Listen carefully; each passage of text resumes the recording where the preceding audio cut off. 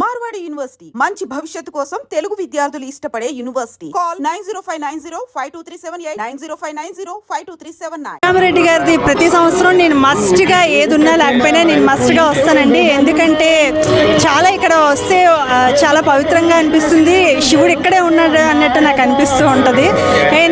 ఆయనకి స్వయంగా మనం శివునికే గంగాభిషేకం చేసినట్టు అనిపిస్తుంది. అందుకే తప్పకుండా ఎవ్రీ ఇయర్ వస్తాను.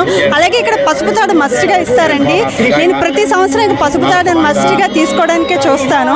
పసుపు తాడు తీసుకొని ఈ పసుపు తాడుతోనే నేను ఇయర్ అంతా ఏ తాడు మార్చుకోవాలి, పుస్తులు మార్చుకోవాలంటే ఈ పసుపు తాడుతోనే నేను మెయింటైన్ చేస్తాను తప్ప వేరే పసుపు తాడు అనేది యూజ్ చేయనండి.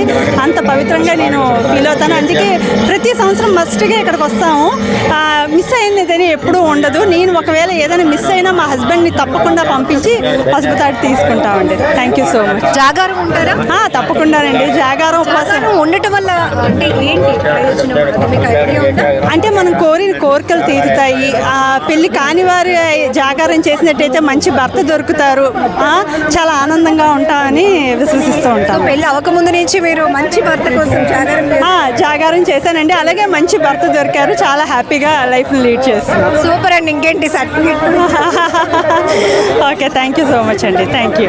ఇంతకు ముందు అయితే చాలా కలివిడిగా ఇంటి చుట్టుపక్కల వాళ్ళు అందరూ అదొక రకం అంటే ఎప్పుడు శివరాత్రి.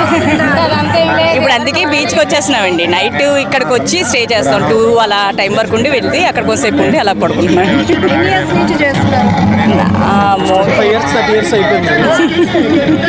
అంటే బిఫోర్ మ్యారేజ్ ఎడ్యుకేషన్ కోసమా మంచి భర్త రావాలి? బిఫోర్ మ్యారేజ్ కూడా చేసేదాన్ని అండి. బీచ్కి వచ్చేవాళ్ళం కాదు. అంటే మాది అక్కడ చిన్న ముసిరివాడ, కొంచెం ఇక్కడ రావడం దూరం. కానీ మ్యారేజ్ అయిన తర్వాత మాత్రం వస్తున్నాం రెగ్యులర్గా. కోరిన కోరికలు నెరవేరుతాయండి. కంపల్సరిగా జాగారం ఉండి చక్కగా ఏమైనా అలా దేవుని రోజంతా తలుచుకుంటే మాత్రం నిజంగా ఆకలి వేయదు, నిద్ర కూడా రాదండి. తెల్లవారుతున్నానుగా కొంచెం నిద్ర వస్తుంది, కానీ అతను అలా అనుకుంటే అసలు ఆ రోజు తినాలని కూడా అసలు అనిపించదు. అంటే ఇప్పుడు కొంతమంది పిల్లలు లైక్ జాగారం అనేటప్పటికి టైం చూసుకొని ఈ టైం వరకు ఉంటే మనం సరిపోతుందని.